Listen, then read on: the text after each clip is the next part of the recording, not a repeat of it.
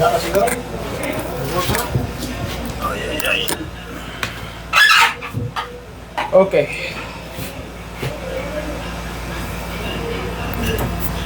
Okay. Flying position. Peter Welder, sir. Peter Welder, okay. Akin na yung ano mo, Resume, sir. resume. Okay, hindi mo nakaano to, stapler Mr. Jimmy Pisa. Okay, dapat stapler pare. Okay, tell me about yourself, Mr. Hiner. My name, sir. Hiner Himkisa. Sa ano po, Okay. taga Poblasyon Tagbina, Surigao del Sur. Tagbina. Yes, sir. Okay, what else? Ano pa? Anong applying position? Peter. Peter Welder, sir. Okay. Bakit gusto mo mag-abroad? Barko. Para makatulong sa pamilya, sir. Okay. Ano bang natapos mo sa school? Ano, sir? Yung practical enhanced on board, sir. Anong kurso yan? Sa ano, sir, base MT.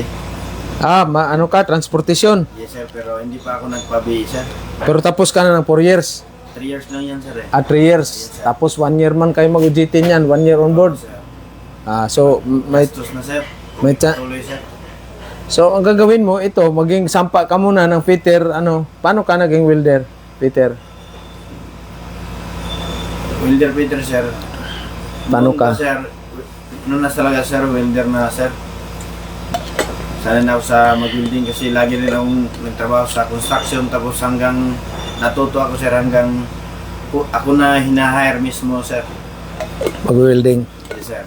Pero nakapag inter-island ka na? Yes, sir. So, pa ilang months? 1 taon mahigit, sir. Uy, saan ang biyahin nyo nun? Ano, sir? Cebu, Ormoc, Cebu, dili siya ba, Orquita. Oh. Orquita. Tapos Cebu, Hilongo, Cebu, Bato. Nana, sir. Moron, Bisaya, sir. Maraming chakabibs. Di may iwasan, sir. Hindi may iwasan talaga, no? Passenger ba? Roro passenger, sir. Magsampa kaya ako niyan. Okay, so ano ba ang pinakamahirap na experience mo sa pag inter-island? Yung para sa akin, sir, sanay naman talaga sa hirap na trabaho. Kailangan mo lang talaga sa inter-island, sir, yung habaan yung pasensya kasi hindi mo maiwasan na may ano ka, masita kasi baguhan ka sa simula sa inter-island. Tapos unang-una yung sa trabaho, sir, kung kahit kaditi ba yung posisyon mo, sir, o GT ka, yung trabaho mo, parehas ng trabaho sa mga regular, sir. All around ka? Oo, sir. Ako nga, sir, OGT sa Decans Department, pero trabaho ko, sir, kasali kami doon, sir, sa Asintina, naghabwa, sir. Okay. So ano yung tinatawag na hot work? Hot work. Hot work permit, sir. Hindi, hot work lang. Hot work. Ano yung hot work? Ano ibig sabihin ng hot work? Ano, sir? Trabaho ko sa mga tulad ng mga mainit na trabaho, sir, na gawain, sir, tulad ng welding, acetylene. Okay, anong kailangan permit ka? Ano mo bago ka mag-umpisa? Hot work permit, sir. Hot work permit, sino mag-i-issue niyan? Chief engineer, sir, o si sir? So, si engineer. Engineer. Pag sadik kayo si tipmate minsan, Yes, sir. Engineer, ano pa? Binata pa, may asawa na. May asawa na, sir. Okay, ano yung strength mo sa trabaho? Ano yun? Yung tibay mo? Ano mo? Yung strength ko, sir, sa trabaho, sir, pagdating sa trabaho, sir, mas nagawa ko ng maayos yung trabaho ko, lalo akong ganahan, sir, mas gusto ko pang ipatuloy lagi kasi alam ko, sir, na hindi ako mabulyaso kasi sir, nasanay ko, sir. Okay. Yung weakness mo, ano yung weakness mo sa mga dyan, sa pagpanarbaho mo? Yung weakness ko, sir, pagdating sa may problema sa pamilya, pero andyan na yan, ganyan, sir, pero yung pinaka-weakness ko, sir, pagdating sa trabaho, sir, yung una mong gawa, sir, tapos hindi mo na hindi mo nasakto pero ipaglaban mo pa rin hanggang sa matama, sir. Okay. Eh, paano yan na lalabanan mo yung alon doon sa barko? Maalon man. Alon ba? Yung alon, paano mo labanan yan? Maalon, nagwi-welding ka, maalon. Ganyan. Paano mo yan, ano yan? Safety lang, sir. Safety. Gamit ka ng mga safety harness. PPA. PPA, sir. Ay, magkano naman ang sahod? Expected mo na sahod kaya pag ikaw ay nag-abroad? Sahod. Paano? Para sa akin, sir, di nyo pila ihatag, sir, kung magkano ibigay Magkano na lang bigay yung sahod? agency, sir. Eh, alam ba, pasampahin ka ng wiper. Sahod ka lang ng $1,000. Okay na sa'yo yan? Yes, sir. $1,000. Single ka pa, may asawa na. May asawa na, sir. Ilan yung anak mo? Wala pa naman, sir. Wala pa, wise guy ka pala. Wise Emilian Lagay. Ilan years na kayo nagsama? Eh, nagsama na kami, sir, mga kulang-kulang 2 taon, sir. 2 years. Saan siya ngayon, yung wife mo? Nagtrabaho sa, sir, Davao City. Davao City. Kasal kayo? Hindi pa. Kasal na, sir. Okay. Shout out natin si Mrs. Yan. Alam niya? Yes, sir, manonood yun. Pagdating ng hapon, sir, galing sa trabaho. Panoorin niya. Malalaman niya, sir. Oh, ma'am, ingat kayo dyan sa Davao, ma'am. Ingat kayo sa Davao. So, sa Davao, mayroon tayong mga nag-outing na missing na mga yung passenger, nag-outing sila tapos nasira yung bangka nila. So, maraming missing. Hopefully, ma-recover sila lahat na alive, no? Kasi sa barko, sa dagat talaga, walang pagalingan malagoy dyan. Talagang talagang si Lord lang nakakaalam kung makasurvive kayo. Hindi, kailangan mayroon lang kayong survival instinct, kaya mayroon kayong basic training. Part yan ng basic training is survival instinct. Just in case lulubog yung barko, may mga emergency, kalamidad. So, tuturuan kayo kung paano kayo makasurvive. Ngayon, kaso naman hindi lubog yung barko, paano ka naman makasurvive sa kontrata mo? 10 months. Kasi mga kupal yung mo ba? Mga official doon. Paano mo yan, kupal yung first engineer, kupal yung chief engineer, mga kasamahan mo. Paano mo lalabanan yan? Sir, hayaan lang, sir. Patuloy ka lang sa ginagawa mo, sir. Sabayan mo na rin silang pagkakupal. Kupal ka na rin.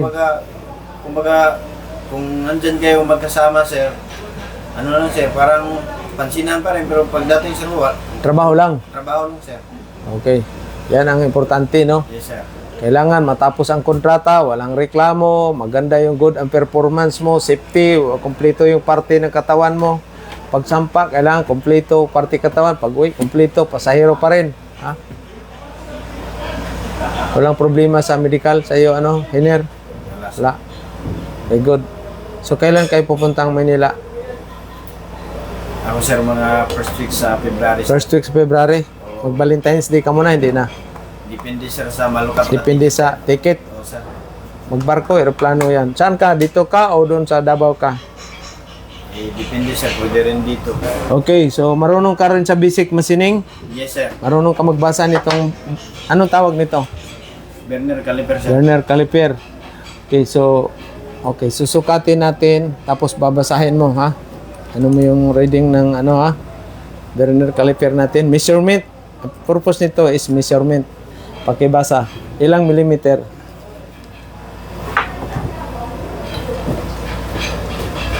Shout out sa ating mga viewer, follower, subscriber. Ito, hindi pa to interview na mag-abroad sila kaagad. Initial natin, just in preparation sa kanilang pupuntahan doon ng mga interview, no? Mga basic, lang talaga, personal, nila, mga kuan, no? Part pa rin sila ng training kasi kailangan mayroon silang initial interview. Please, mayroon man silang maisagot dito. Interview na based on the resume, sa kanilang duties and responsibilities.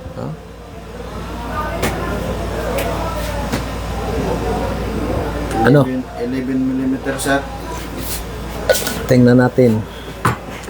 11mm. Kailangan mabilis pag liwanag pa ng mata. Di ba? So, sobra. 11 lang sarado sa'yo, di ba? Ano po, sir, point? Anong point nito? Ano, sir? 11 point?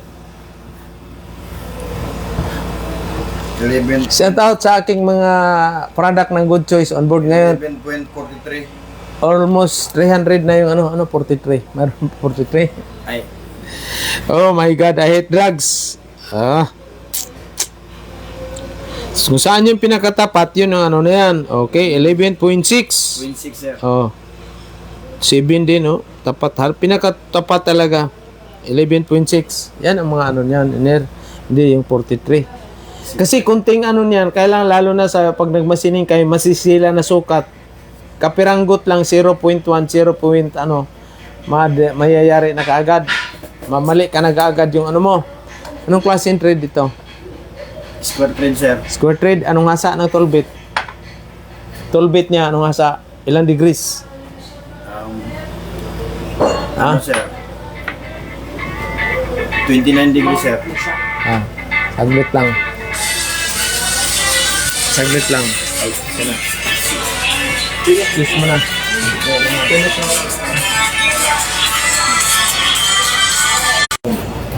Resume tayo. So, very important ang measurement sa vernier caliper. Vernier. Yes, sir. Very important.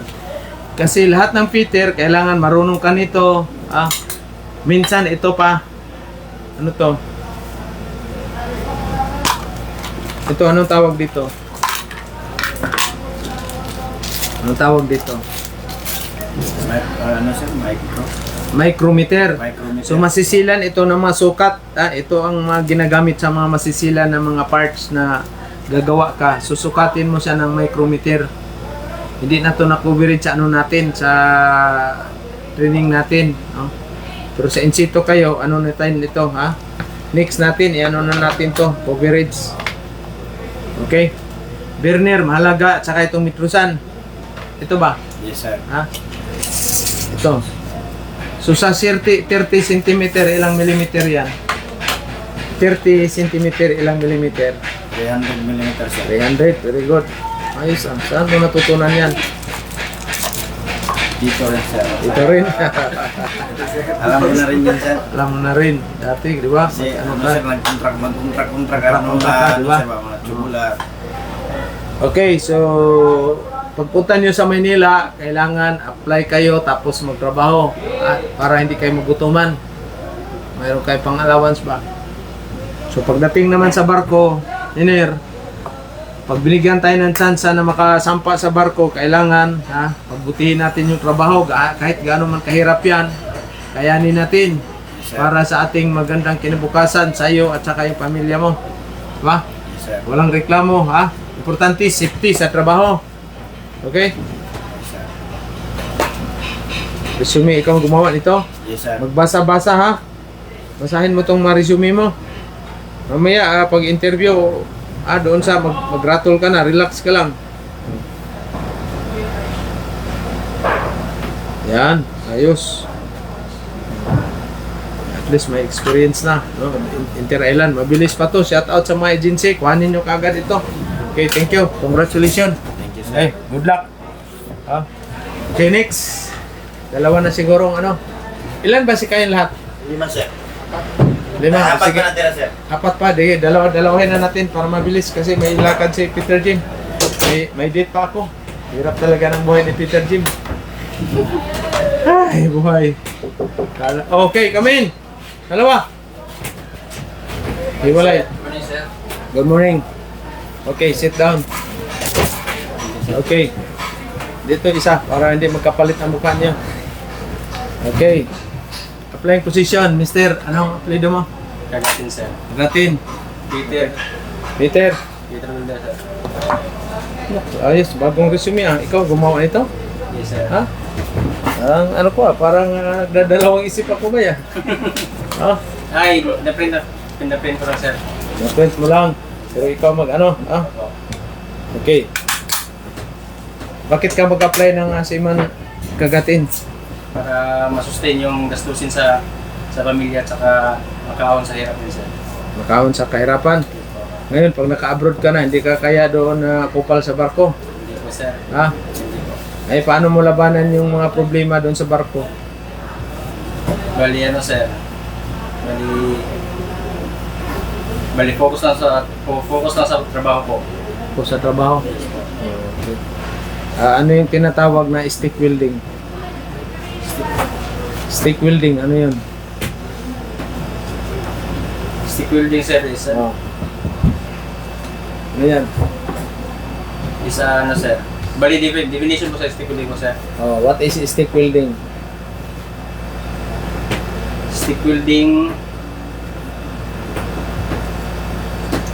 Stick welding is a process to weld metal to metal, sir. Stick welding using electrode or smaw, Sa material, sir. Okay. Marunong ka sa gas cutting? Yes po, sir. Gas welding? Yes po. Okay, anong ginagamit sa gas welding? Anong ginagamit na gas yan? Anong Oxygen. ginagamit? Oxygen at saka Oxygen, saka yung isa. Kulay-pula. Anong tawag doon? Sublimable. Ano yun? Yan ang tinatawag na patay-patay talaga, gas pare. po, sir. Ano yung gas na yun? Yung pang gas welding ninyo, ano yun na gas? Naku, patay tayo dyan. Acetylen! Ay. Nagbiraw siya kayo kagabi Kaya pala nagpunta ako dito alas 2 ng hating madaling araw, bukas yung gate. Oh my God. Okay. Ano yung posisyon na 6G position na welding? Ano yun? Si position, sir, is yung naka-elevate po 45 degree po. 5 degrees. Pipe or plate? Pipe po, sir. Pipe. Ano yung pang root pass na welding rod? Electrode 60 level po, sir. Oh, what do you mean by 60? The first two digits. Ano yan? 60 is the PSI of strength tensile, sir. Tensile strength. Yes, sir. Okay.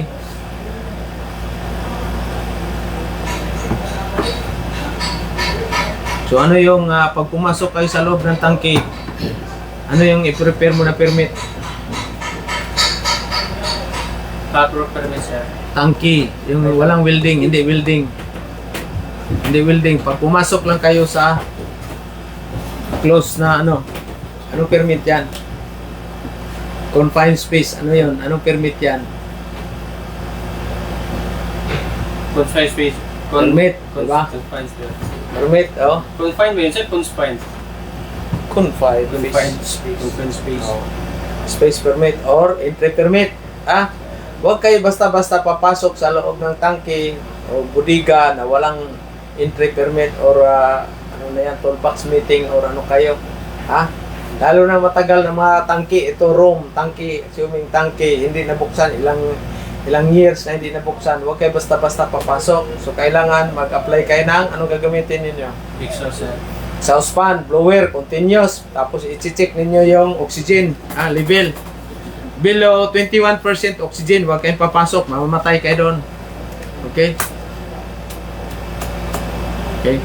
Single pa, Mr. Archie, kagatin. May live-in partner lang po, sir. Saka may tatlong anak. Ilan live-in partner mo? Isa lang po. Isa lang? Yes, sir. Pobre bay. Ako, 7. Daghan. Hindi pa nakasampa, sir, eh. Hindi pa nakasampa. Yan. Para pudpud, welding rod mo kaagad.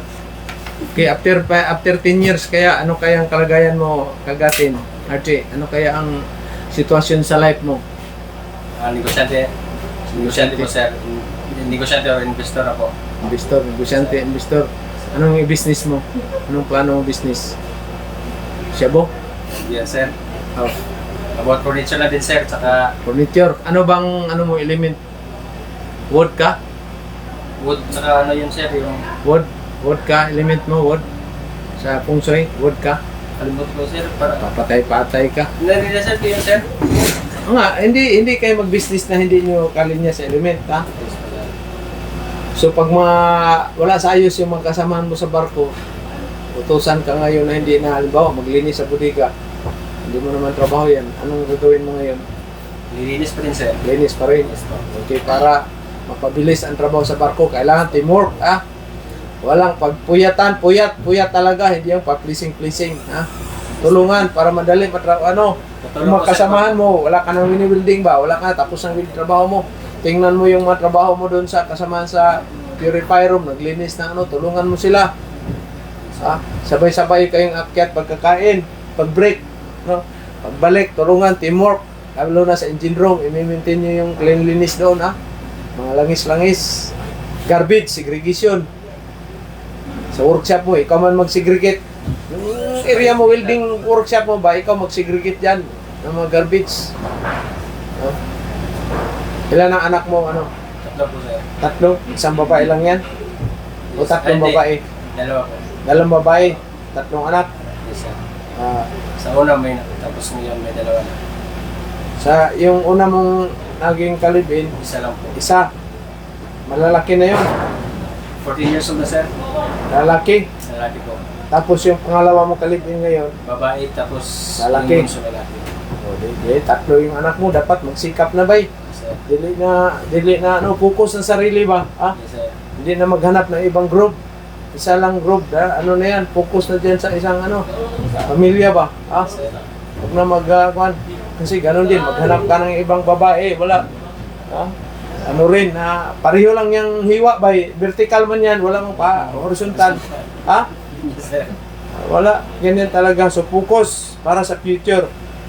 Huwag kayong magkakumpiyansa kasi ang bilis lang ng panahon, magtatanda na tayo, wala tayong kagaya sa akin, walang napundar na akuan. No? Tika lang napundar ko. Sa Bisaya pa, hambog lang ba? Tigo ang trabaho pa rin ako ngayon. Diba? Milyonaryo ka naman, sir. Anong milyonaryo? Paano milyonaryo? Hindi kahit maputulan nga tayo ng kurente maya-maya. Tubig. Naputulan nga tayo ng tubig doon sa kabila. Ay, so labanan ninyo ang hirap ng trabaho sa barko, period. Tapusin ang kontrata, 10 months or 9 months contract. Pabayaan mo yung mga kasamahan ninyo na mga wala sa ayos attitude. Ang importante, ikaw, ayusin mo ang attitude. Kailangan sa barko, sipag. Yes, sir. Sipag. Marunong ka magbasa nito? Yes, sir. Okay, tingnan natin. Sukatin. Ang purpose nito, ano to? Sukat sa? Inside. Ha? Yung deep. Deep yan. Ang lalim ba? Parang susukatin mo yung girlfriend mo kung gaano kalalim yung pag-ibig sa iyo, bay. Di ba? Basa. Pati tayo.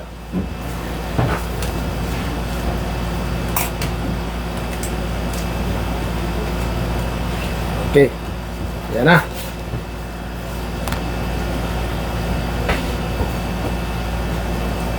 Uy, alas 12 na pala. Nako, break tayo kasi mayroon pa akong hatiran na pagkain. So, we continue tayo. Ilan? 4 centimeter and 57 millimeter. Millimeter? Ilang millimeter? 57. 57? Yes, sir. Sigurado ka? 47, 48. Ha? Wala, oh. Hindi pa nga maabot ng 5 cm. So, 48 ka lang. Ayan, oh. Ilan yan? 48. Oh. 48.4. Ha? 48.42. Yes, sir. Ayan. Pati malabo. Si panood ng... Si Viva paningin Max, ng chicks. Di pwede si panood si Viva Max. Vidya ko ang gagawasan niya na, bay. Metro-san, marunong ka? Yes, sir. Kailangan marunong kayo nito kasi ito man yung gamit nyo sa barko at saka yan. Ha? Kailangan double check kayo sa mga kwan. So ilang millimeter ang 45 cm? Ilang millimeter to kagatin? Sir, Ilang millimeter ang 45 cm? Ilang millimeter yan? 450 millimeter. 450. Okay, very good. Okay. Yes, sir. Okay, preparation kayo sa Manila. Ha? Yes, sir. Okay, si ano naman? Si... Ano pangalan mo? Hiner? Dinard, sir. Ha? Dinard Barba. Ha? Dinard. Dinard? Sir. Barba? Sir. Yung isa, yung lumabas. Archie, sir. Archie. Tagatin. Okay. Dinard, describe yourself. Tell me about yourself. Sir, I am welder from isa po akong welder, sir, at dito po ako para mag-apply ng fitter Oh. or welder. Diba? Dapat ano ka, single, married, o double? Yes, sir, I am single. I am Oh. 23 You years live in from San Jose pa, San Del Sur. Okay, paano ka naging welder? Sir, na training po at saka nagtrabaho po sa shipyard. Shipyard. Sir. Ano ang anong trabaho mo doon? Anong pinapalitan mo ng mga trabaho? Anong winning mo doon? Sir, about ship sir. And Ano ginawa mo sa barko? nagwi-welding sir. Anong klaseng welding doon? Parts ng barko at saka nagagas weld As well. sir. Okay. Pipe, anong klaseng pipe pinalitan niyo doon sa shipyard? Ano kalaki? Schedule 80 sir. Ano schedule 80? Solid. Meron ba schedule 80 doon? Wala may schedule 80 sa barko. Schedule 40 lang. 40. Ha? Yan lang. Galvanize at saka Solid. anong galvanize at saka solid. Kaya galvanize at saka black iron sir. Black iron, BI. BI. So mayroon sa pipe, mayroon siyang seamless at saka diseamless. Yung seamless walang dugtungan ha. Yes, sir. Yung diseamless mayroong dugtungan sa gitna. Okay?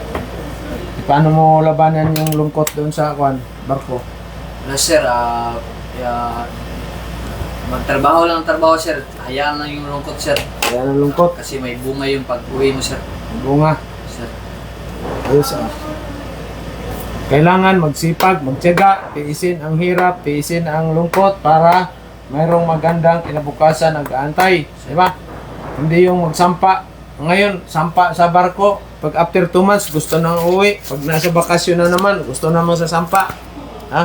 Ugali ng mga Pilipinong seaman, pag nasa lupa, gusto mo on board. Gusto sa sampa. Pag nasa barko naman, gusto naman uuwi.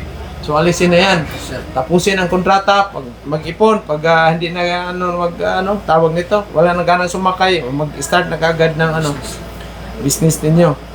Okay, may asawa na o Wala ba sir? Binata ko sir. ilang taon ka na ba? 24 sir. 24. Anong mga trabaho ni magulang mo doon?